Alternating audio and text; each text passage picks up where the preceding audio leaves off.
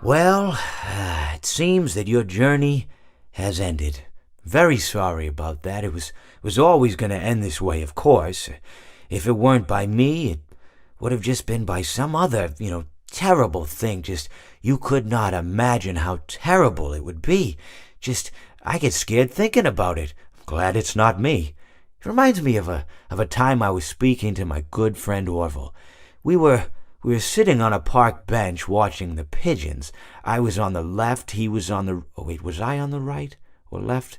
Anyways, it doesn't matter. We were sitting on there watching the pigeons. And I said to Orville, "Friend, those birds are frozen." And he kind of looked at me like I'd lost my mind.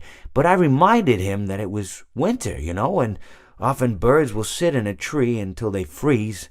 And then they sort of fall to the ground until the sun warms up and they can, move around again. So I said to Orville, "You might as well save those breadcrumbs until the birds thaw, because they can't very well enjoy them in the condition they're in."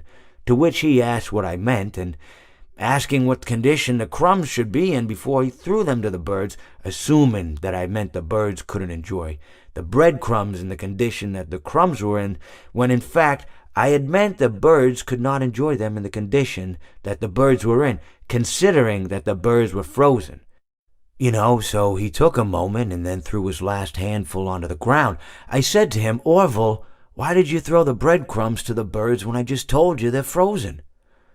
To which he responded, "The breadcrumbs are not frozen." Again, misunderstanding my words. I didn't mean to say that the breadcrumbs were frozen when I said I told you they're frozen. I'd been referring to the birds. In hindsight, what I should have said was, and this would make perfect sense, "Why did you throw the breadcrumbs to the birds when the birds are frozen?" He misunderstood upon my correction, stating that he didn't know what else to do with the breadcrumbs, and that perhaps, when the birds thawed, they'd still be able to eat the crumbs. So I said to Orville, and this is what I said to him, I said, "Orville, the birds may be dead,